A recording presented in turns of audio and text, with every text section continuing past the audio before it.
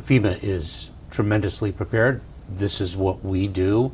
This is what they do. At a time, I think, on this campaign where we've got kind of two different views of masculinity. I mean, I think as women, perhaps, and I'm sure you've noticed that too, Jean, there's this kind of alpha retro view of masculinity that we're seeing from the Trump campaign. And then you've got Tim Walz and Doug Emhoff, who are both professional men, but are in sort of supportive roles of a woman who's the principal candidate. Up to us on January 6, 2025, to tell the rampaging Trump mobs that he's disqualified. And then we need bodyguards for everybody. And Republicans who need to be reminded once more why they should not be voting for Donald Trump. Do you think it would be effective for Vice President Harris to talk about this in whatever way legally she is allowed to on the campaign trail? She helped pass all the laws that are being employed now. She was a major player in everything we've done, including passage of legislation which we were told we could never pass.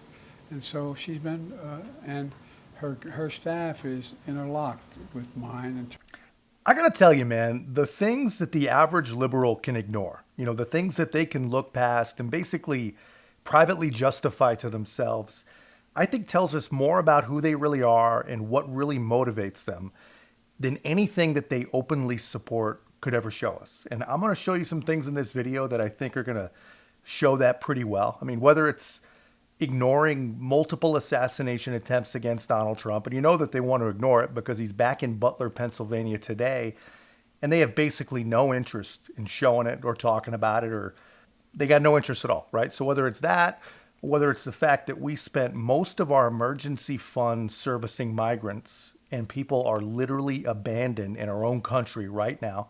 Of course, those things are completely related.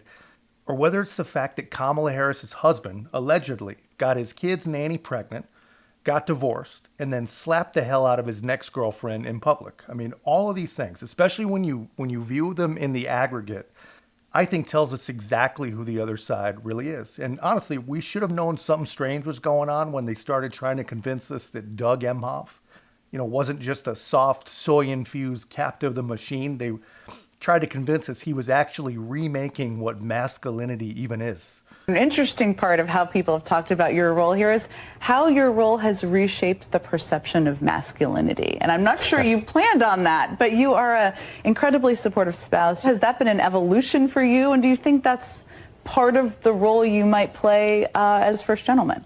It's funny, I've started to think a lot about this. I've always been like this. My dad was like this. And to me, it's the right thing to do. Support women. It's mutual. Like with Kamala and I, we support each other. We have each other's back. And I've said many times, when we lift up women, we support women, whether it's pay equity, child care, family leave, and all these issues that, this post-Dobbs hellscape, women should not be less than. Women should not have less rights and be treated differently. That's not the American way. If some woman succeeds, some dude out there is suffering, it's not a one-to-one relationship. When we lift up women, we lift up families, we lift up the economy. And when I was in the business world, it lifted up the organizations that I was in. It certainly lifted up the White House when you were there, with you there and Kamala as vice president.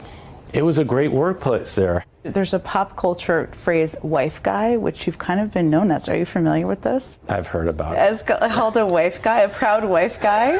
How do you feel about that? Well, if I do something annoying to Kamala and she gets upset, I'll just show her that article. Right. And I'll say, I'm trying. Or a t-shirt. Yeah.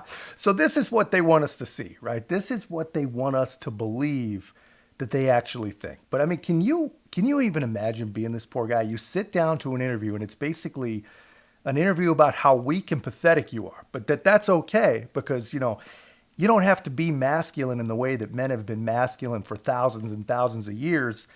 You're reimagining what it even means. You're so non-threatening and just so sweet that you're reimagining masculinity, when in reality, Doug Emhoff apparently is every single thing they claim to hate about Donald Trump. I mean, the guy got his toddler kid's nanny pregnant, which they tell you is a very, very Donald Trump thing to do. But what you've never heard, even an insane leftist claim, is that Donald Trump beats women, right? And that apparently is exactly what Doug Emhoff is actually accused of. But that's That's not even the story here. The story is that accusation is out there and there is complete and total radio silence. I mean, everybody is talking about what Liz Cheney thinks for the 1,000th time, and no one's talking about this because they know that this is exactly the kind of thing that can bring the whole entire show down. My question is, how long have you been working on this story? How soon or how recent was it that you received word of these allegations that are being leveled against the potential first man? So I've been working on investigations into Doug Emhoff for a little while. I mean, you can see, so I work for the US website dailymail.com, and we published in August a story about Doug having an affair with his daughter's teacher, grade school teacher at the time, her nanny. So I've been investigating him for a while. This story I've also been working on for several weeks. So, this was a thorough investigation, something that I put a lot of work into. Again, man, I mean, to me, it's not even the fact that these accusations are out there. I mean, to me, the story is, it's the fact that no one in the media even pretends to care. They aren't even going to pretend to try to look into it, right? They don't want to know. And they definitely don't want you to know because none of this garbage fits their narrative. And it definitely doesn't fit their plans, right? All their moral superiority about protecting women or caring about women, it's all BS. And I think they knew this was coming. I think they've been using Hillary, of all people, to try and soften the blow, which you have to admit, using Hillary for a thing like this is kind of a strange choice. And I anticipate that, something will happen in October, as it always does. The Russians, as I said earlier, are very active in this election. We know the Iranians are active as well. Chinese uses TikTok, or they certainly did against Biden and for Trump. I think they're a little less pro-Trump right now. So you look at where people get their information, and they get their information largely from social media. And so the campaign is doing the best job it can to combat that, combat both domestic and foreign false disinformation. But I anticipate there will be a full court press in October. The digital airwaves will be filled. And why does that matter? Because the press that is pro-Trump anyway, oftentimes stories are put on digitally that then are picked up by, let's say, at Fox and others. And then those stories are stories, so the mainstream press reports on them. And so that story then takes on a life of its own. There will be concerted efforts to distort and pervert Kamala Harris, who she is, what she stands for, what she's done. Yeah, I mean, she knows something's coming, right? That's for sure. Whether it's this or whether it's something else, I mean, who knows? But she's definitely an odd choice to be warning us about foreign manipulation, right? Which, here's the thing. If they're worried about foreign manipulation at all, they wouldn't have chosen a VP candidate that has been to China 30 freaking times. I mean, nothing at all about that makes any kind of sense. But this is what we get. We get Hillary Clinton running a cover campaign and media silence about the face of the new liberal masculinity. If it were Trump or anyone related to him, it would be on every TV show that is on right now. And that's why I think in the interest of fairness, you should look at it. I don't blame you for bringing up the story because in fairness to Donald Trump, which is not something you hear me or most people say all the time, it is absolutely true. If this were him, it would be all over the place. It would be printed. It would be publicized everywhere. We also have to take into account 2018 when then Senator Kamala Harris, obviously when the whole Brett Kavanaugh situation, not as far back as 2018, but when Brett Kavanaugh was obviously running for the Supreme Court, I think it was around that time actually, and I remember her wearing all black and saying she was wearing all black, and I wore black today in support of all survivors of sexual assault or abuse. And it was a hashtag, believe survivors, et cetera, et cetera. And so when you do something like that, it's going to be politicized. And if people believe you've politicized it, the second they get an opportunity to politicize something against you or unfavorable to you, they are going to pounce on that.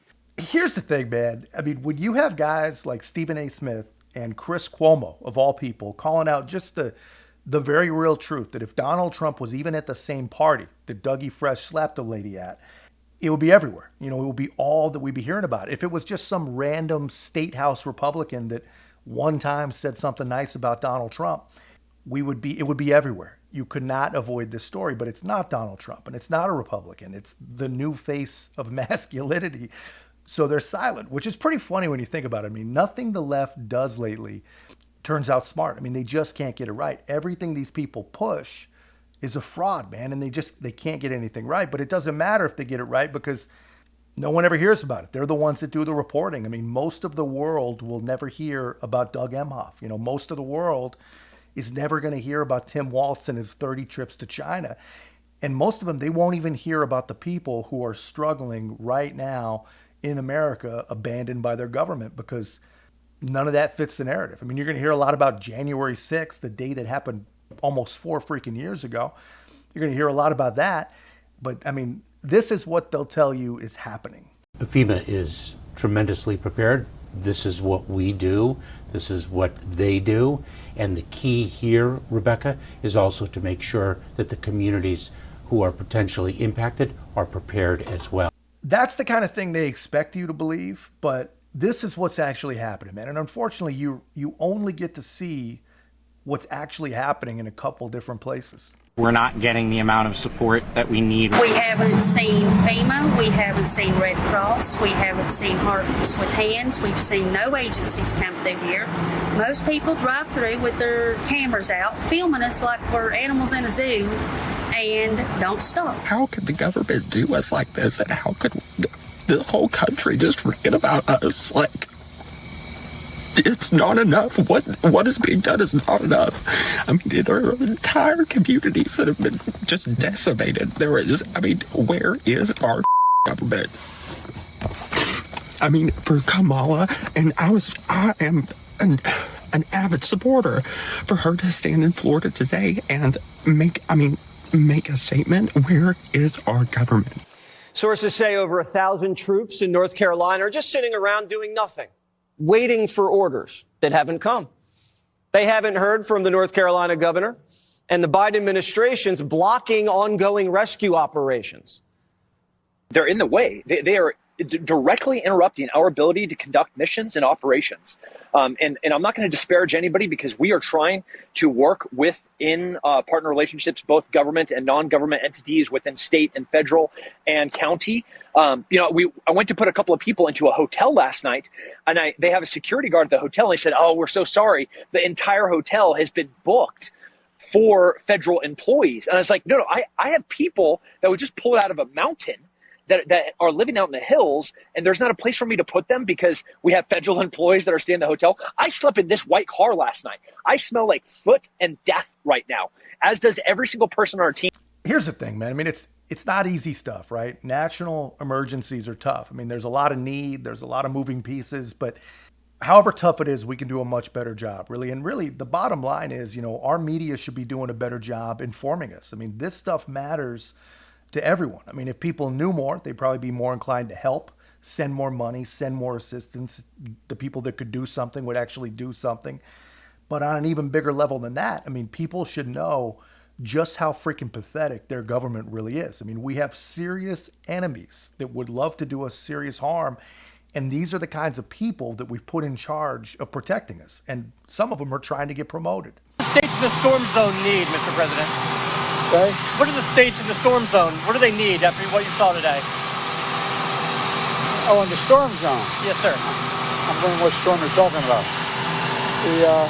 They're getting everything they need. They're very happy across the board. Dude, this is the guy in charge. This is the guy, unfortunately, that's responsible. And he doesn't even know what storm he's being asked about. And he says, yeah, it's all good. It's all good. Everyone's got everything they need, nothing to worry about, right? You almost can't even believe that this is real. And you would think that Kamala Harris, if somehow people are dumb enough to actually elect her, you would think that she'd actually be an upgrade from that. But I think you'd probably be very, very wrong. And the federal relief and assistance that we have been providing has included FEMA providing $750 for folks who need immediate needs being met, such as food, baby formula, and the like. And you can apply now for anyone who's watching this who has been affected. There are FEMA personnel who are going door to door to interact personally with folks, especially those who do not have electricity. But also that aid, if you have electricity, can be applied for online. And I encourage people to do that. FEMA will just basically verify your address and then... I just saw the video of Kamala Harris in my hometown, Augusta, Georgia, speaking to people like everything's going to be okay. She's sitting here telling us that go online, apply. Well, okay, hundreds of us still don't have power, internet services. Sure, we can get to it. We can fight. We can apply. We can get on it for immediate assistance. Well, I went on because we split. We went to Columbia right away and got our hotel room. Now, luckily, we're in an Airbnb. This is a place that we get to live. I get to give my kids some hot water, some power, some food, just some comfort, something to help them know that this is going to be okay while our house is back home destroyed and filling up with water. The floors are caving in. Hundreds of people. That's happening to everybody around the city. Like I said, we still don't have water, still don't have power. Slowly it's getting restored, and I think all the linemen that are out there working so hard from all the other states, they're the only ones that are actually getting things done, not the freaking government. Because you're telling us to go online to FEMA and apply, and you'll get immediate help for $750. Well, okay, I went on FEMA, I applied, and I immediately got denied. The woman who wants to be the next president of the United States goes into a freaking storm zone and tells people, if you have electricity, just get online and we'll send you $750. We're spending $300 a day on hotel rooms for migrants, but if you're an actual citizen, you got to find your way to a website so that maybe, just maybe, you can collect $750 for your troubles. I mean, this is just, it's honestly some of the most heartbreaking and depressing shit you can imagine. And I keep saying, man, at least once a week, whatever we're talking about, that this is the greatest example of the American left and what they've become. I mean, I say it at least once a week, but I think, honestly, this might actually be it. If you really want to know what you would get in a Kamala Harris presidency, it's this. I mean, you're likely to lose everything that you possibly have, but if you manage to escape with your life, you'll get $750 that is worth less and less every single day. I mean, this is who these people are. And we have a media that are never, ever going to show it to you, man, because they're afraid to show it to you. I mean, here's the thing. You still might not even get your $750. And if you do actually end up getting some help, these days it's more likely to come from Donald Trump or Elon Musk, two private freaking citizens. It's more likely to come from them than it is the alleged most powerful government on the face of the planet. And they were having tremendous problems, in particular in North Carolina. You can't even get in. They were wiped out. They had no communication whatsoever. And they said, do you know somebody named Elon Musk? I said, I happen to know him. He just endorsed me. They said, is there any way he does a product, Starlink? Did anyone ever hear of Starlink? And it's another one of his genius products. It is genius, too, actually.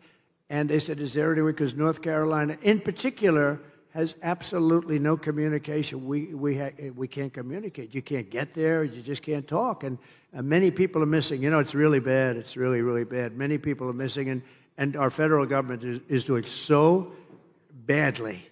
So I said, Elon, can you do us a favor? Can you take care of it? He had, within 45 minutes, planes and helicopters loaded up with this equipment, and they were having perfect communication within less than 24 hours. It was unbelievable.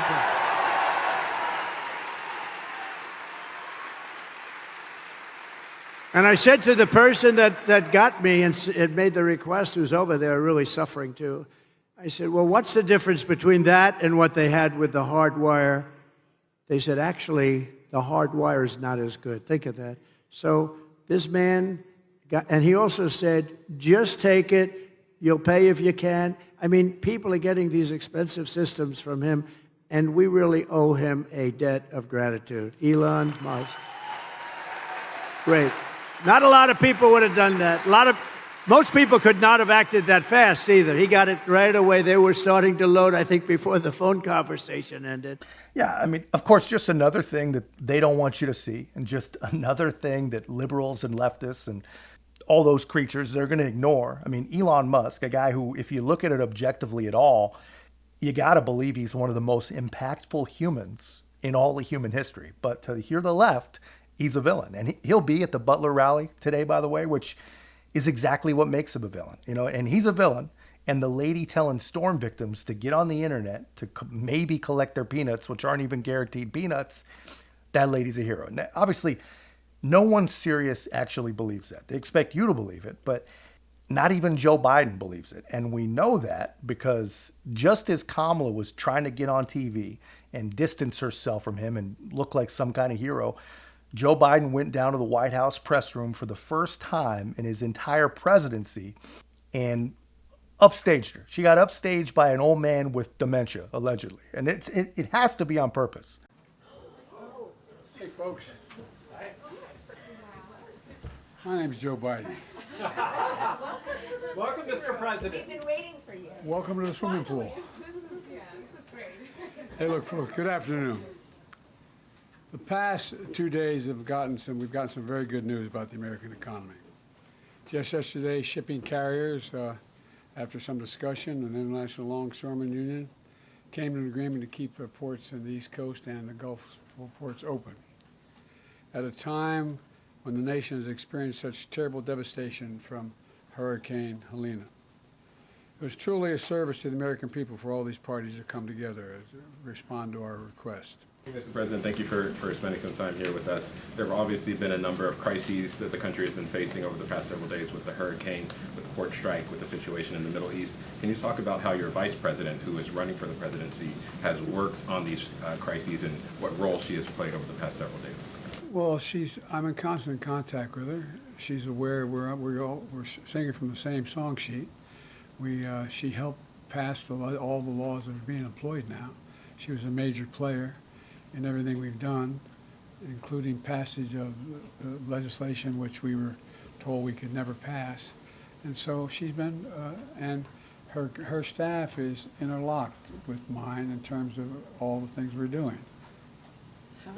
Dude, it's got to be on purpose. I mean, there is no way that the communication between Joe and Kamala and their teams is that bad. I mean, the second she's on TV trying to look like a leader and trying to distance herself from him, that's the moment he jumps on TV for his first ever impromptu press conference and says that she's been with him the entire time, every step of the way, and she's completely responsible for everything that he's accomplished, right? These people actually believe that they've accomplished things, which is crazy when you think about it.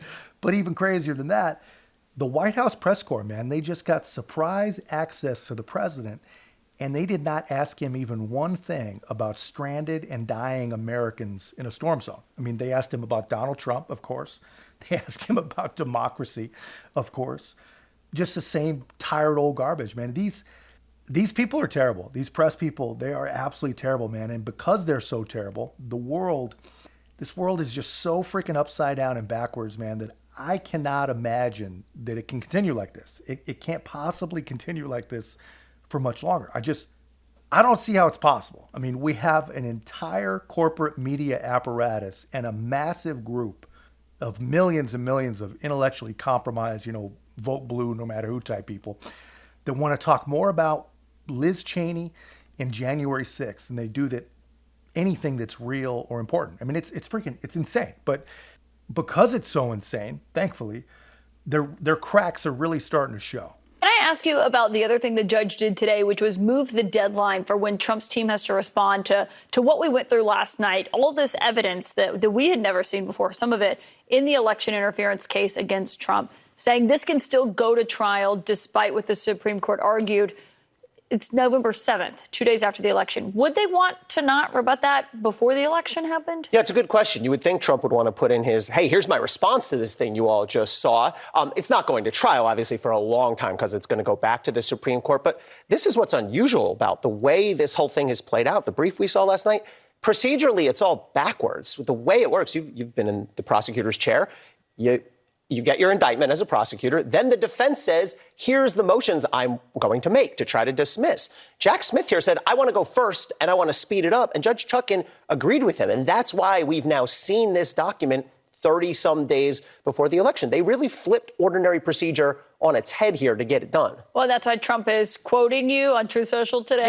Yeah. You titled this Jack Smith's October cheap shot. Yeah, I stand by that. Look, Jack Smith took the established normal procedures of any case and he said, I want to go first. Judge Chutkan said, this is an unusual request, and then let him do it. There's no reason to speed it up. There's no reason to flip it unless you as Jack Smith believe, well, the American public needs to see this before the election. That's not your job as a prosecutor. And I argue in the piece, it violates longstanding DOJ policy to do anything with an election in mind. But this is the last thing that any of these people want to hear. And really, honestly, what it comes down to, it's the last thing that they want any of us to hear, right? But I've shown Eli Honig before, and I like him, man. He really does not care. He is going to say what he thinks and what he believes. But if he's not careful, they'll destroy the guy. I mean, you're not supposed to just say what you believe in a situation like that, unless, of course, what you believe is something horrible about Donald Trump.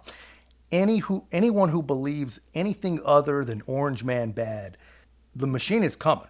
But when you turned on CNN or MSNBC, whether it was Ellie Honig or Ari Melber on MS, they were pushing this narrative. Let me just jump to those idiots for a quick second before you finish your question. There's something very wrong with Ellie Honig, to be honest with you. There's something really fundamentally fucked up with this guy. I used to actually say, oh, yeah, he's a friend of mine, to the extent that, we would speak to each other. He's on my podcast like 7-8 times. He's trying to be just like Ari Melber. They're trying to be contrarians. They're trying to show, we don't really sort of play this one side. Well, there's only one side to truth. There's only one side to being right. All right. It's not like Donald when he said, when he was talking about the Nazis in Charlottesville marching, well, there's good people on both sides. No, there's not. All right. It's the same thing. Melber's an idiot. So is Ellie Honig. By the way, how do you know that Ellie Honig is an idiot? How do you know that he's wrong? Because Donald Trump was held accountable and guilty on 34 counts. Despite all of Honig said, I wouldn't be shocked if it's an acquittal. He goes, I never liked this case at all. They never should have brought it. It's a weak case. And you really aren't going to be able to put the misdemeanor into the federal crime. I've never heard of anything like that. That's because he was a shit lawyer all along. Isn't it remarkable to watch a guy who, by his own admission, is a serial and professional liar, a guy who actually believed that he was going to be made Attorney General of the United States. This is the guy who's opining on how Eli Honig is an idiot. But I mean, there's only one side of the truth. But here's the thing. As ridiculous as this guy sounds, more people are going to see that than are actually going to see any coverage about hurricane victims. I mean, you would think as you watch this kind of stuff that the hurricane was 4 years ago and January 6th was just yesterday. And it is really interesting. We read through it all here last night. It's fascinating. And there's one part we didn't get to last night, Tim. And since you were on the January 6th Congressional Committee helping them with their very exhaustive investigation, I wonder, one, if you knew about this and what you make of it, which is this detailing about how Trump operatives were trying to cause chaos during the election. And this has to do with two unidentified Trump campaign workers in Detroit. It's on election night. Everything's getting crazy. And when a colleague told an unidentified person, we think a batch of votes heavily in Biden's favor is right, that unnamed person responded, find a reason it isn't. Give me options to file litigation. When the colleague suggested that there was about to be unrest at the polling place, this person responded, make them riot, do it. Now, we don't know who that was, but they were clearly trying to have some kind of moment where it looked chaotic. It looked like we didn't know who these votes were for, if they were legitimate, when they were. And they just wanted there to be a scene that they could use to their advantage. So that was new to me. That's something that I was not aware of. And I think it is damning, but I think it's consistent with what we've seen with both the former president and his allies, which is that they knew that their actions were likely to cause violence and they wanted to cause violence. I think it's entirely consistent. And I must, if I could, Caitlin, I want to go back to what Ellie said on the Jack Smith, which I must vigorously disagree with the content of Ellie's article. I don't think what Jack Smith here has done is abnormal. The DOJ rule reference about taking actions within 60 days is informal law. That's not the right rule. That's not the right rule. You're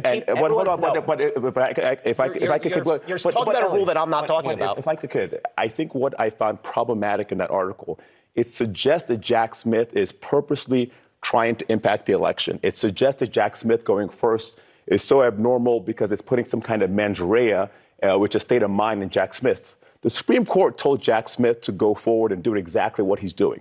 Jack Smith filed that brief under seal.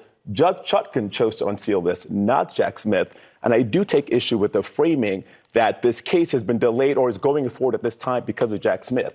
It was delayed because the Supreme Court took so long and took its action. It was delayed because the former president has sought at every angle to stop this from going forward. So I do think that, personally, for me, I think what Jack Smith has done so far is prosecute this case honorably, quickly, and appropriately, and the public has a right. There is a public interest in an open process, which means seeing this evidence, which means moving quickly, and yes, moving quickly before an election. That's what should happen. The people should know what happened and get the evidence that a grand jury, as beyond probable cause, said that the former president likely committed these crimes. So the people should get to trial as quickly as possible and should not be stopped because an election happens to be happening. He's a defendant first, candidate second. How many times did you ever file your motion first before there was a motion to dismiss as a prosecutor? How many times ever? How many times have I ever prosecuted a former president for these crimes? This is a unique circumstance. The Supreme Court. You can't just say the rules are thrown out because he's really bad. Then there's no principles. What I'm saying is that a conservative Supreme Court told Jack Smith, take this back to Judge Chutkan and do exactly what he's doing now. They did not say you go first, you rush it. The way motions work, you know this. The defense makes the motion first. They get to say, here's the basis. It got flipped on its head. And let me talk about the delay issue. How long did it take DOJ to charge this case? How long did it take DOJ to charge this case? Listen, hold on. My turn now. Go ahead. 2.5 years. You're saying Donald Trump delayed because he, as a criminal defendant, raises a constitutional defense, which goes to the Supreme Court, and he wins? That's not delay. That's a criminal defendant vindicating his constitutional rights. The delay here is on DOJ. They didn't leave Jack Smith enough runway. He has done nothing but frantically expedite at every step of this case. You can't tell me it has nothing to do with trying to get it in before the election. And the real rule here, it's section 9.8.500 says, as a prosecutor, you cannot take any action. People say, oh, it only means charging decisions. No, the rule says any action with an eye to the election. Sally Yates said it was inappropriate to do just this a few years ago. If you had a problem with what James Comey did in 2016, you have to have a problem with this. You can't thread that needle. There's a big distinction there. You can't easily. What James Comey did is 11 days before an election, he announced the reopening of an investigation. What you're talking about here is a case that is being prosecuted, is motion practice continuing. That is not the same thing at all. It's completely different, and I think it's inappropriate to suggest that Jack Smith has been doing something frantically. I think what he's been doing is prosecuting the case as he should be. Great conversation. Ellie Honig, Timodayo Aganga-Williams, thank you both. That was a long one, man. I let that play because Ellie Honig is just so good, man, and so spot on. The guy, he's about as sharp as it gets, and he is unafraid to say what he thinks, unafraid to say what he believes, and that's kind of a big deal on CNN. But here's the thing, man. I mean, I don't always like what the guy says. Sometimes he says some things that really do make me hope that he's wrong. But you don't listen to this guy and think that you're getting the spin version, right? He says what he thinks, and it's usually grounded in some pretty sound legal theory and legal knowledge. And he's absolutely right, man. You got to remember, when James Comey gave a press conference about Hillary Clinton, these same people were losing their minds, that this was against the rules and it was election interference. I mean, they still believe, a lot of them still believe that that's the very reason that the Queen didn't get the throne. But when it's Trump and when it's January 6th, well, this is just justice. If Donald Trump doesn't like it, he shouldn't have tried to overthrow the government, they'll all say. But this is who these people are. January 6th is important. Doug Emhoff slapping a woman and banging the nanny, that's not important. Taking care of illegal immigrants is important, but taking care of storm victims isn't. And if you didn't already know, this is how you know these people have no real principles. All they care about is power, and they are going to continue to serve up whatever garbage narrative they think is going to help them keep it, right? But interestingly, and thankfully, the more they push, the less it works. Ari Melber, one of Michael Cohen's other favorites, had on Peter Navarro, who everybody, the left hates Peter Navarro, right? He also had never Trumper Gordon Sondland, who was a pretty great ambassador, but turned against Trump basically, and a pretty typical liberal mouthpiece. And he was expecting, a 2-on-1 against Peter Navarro, but it didn't exactly go like he drew it up. This is criminal evidence, and I'm going to let you respond. But this is criminal evidence, newly unsealed, in the case against Donald Trump. You know how it works. If he loses the election, this federal trial will proceed. Your report is briefly mentioned on page 136 as an example of what they call deliberate and fraudulent efforts to lie about the election. So I will give you some time right now, having gone through your prison stint on the subpoena and looking at this filing. Don't you understand that much of this material has been disadvantaged to Donald Trump as a defendant and could be part of what gets him potentially in trouble? We'll see what the jury says if there's a trial. There's a couple of things to say here. First of all, this is election interference, pure and simple. This drops 30 days out from Election Day. Because of Trump's lawyers' delays. When it never should have come before it. Don't you think that the American people deserve to hear this, though? Well, They should know. I'll go to Peter and then to Sarah. But not unlimited first time. Point. Yes, this is simply election interference. What's interesting about this as an issue now, I did a little polling. This is interesting. Crosstabs from a Rasmussen poll show that MSNBC viewers see the two top issues as democracy threats at 46% and abortion at 28%.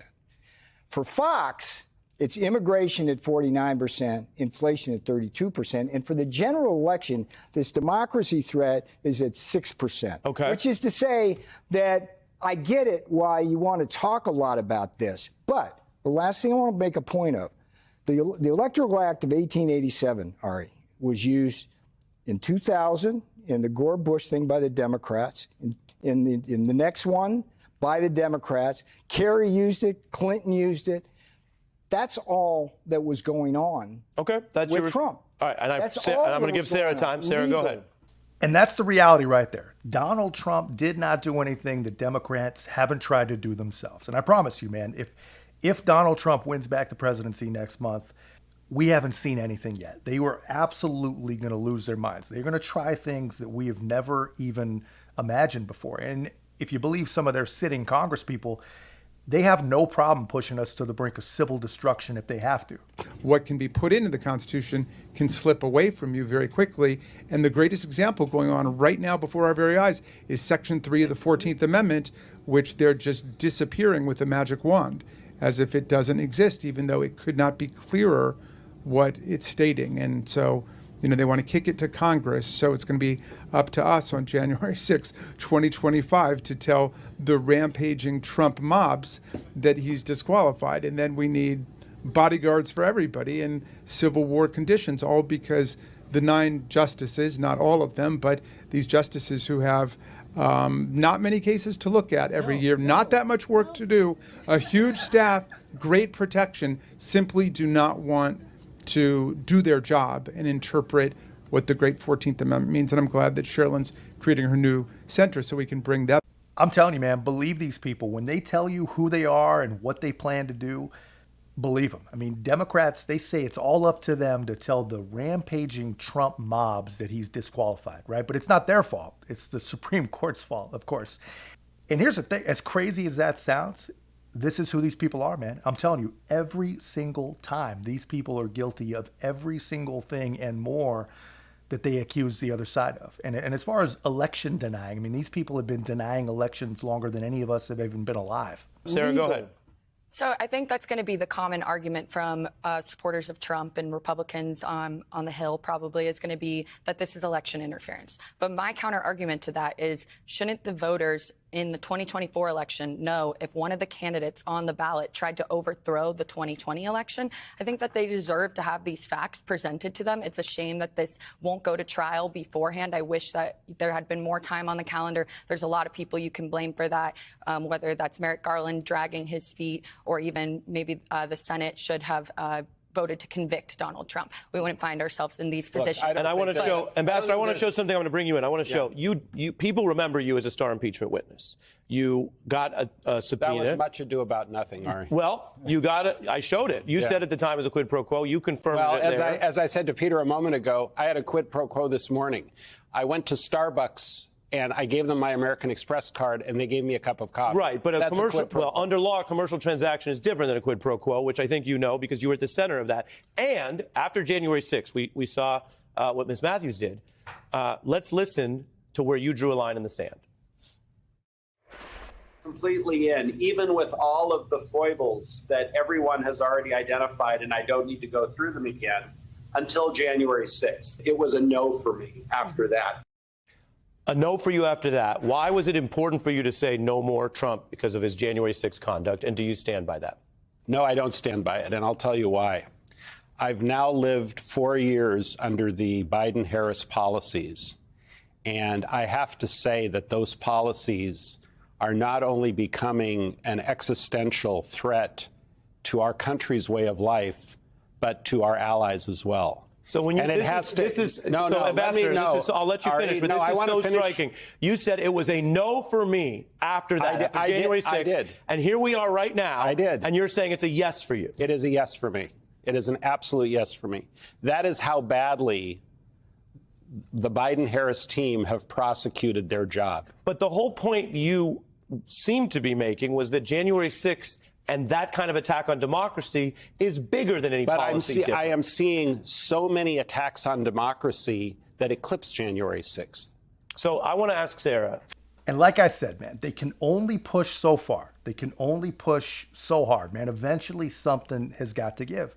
And 4 years later, you know, as bad as people thought J6 was, as much blame as they were convinced that Donald Trump deserved, every single day for the last 4 years, as bad as any of that was or any of that is, Kamala Harris has proven to be worse. And poor Ari Melber, man, he seemed stunned. He said, but you said it's a no for you. You said it was an attack on democracy. And his answer was perfect, man. It was bad, right? But then we lived through 4 years of Joe Biden and Kamala Harris. We had no idea how bad things actually could be. We had no idea the degree to which these people could actually attack democracy on their own. And I got to believe, man, even the truly loony people that watch MSNBC, they got to be shaking their head in agreement to that. I mean, it's undeniable, right? And that is exactly where we're at right now.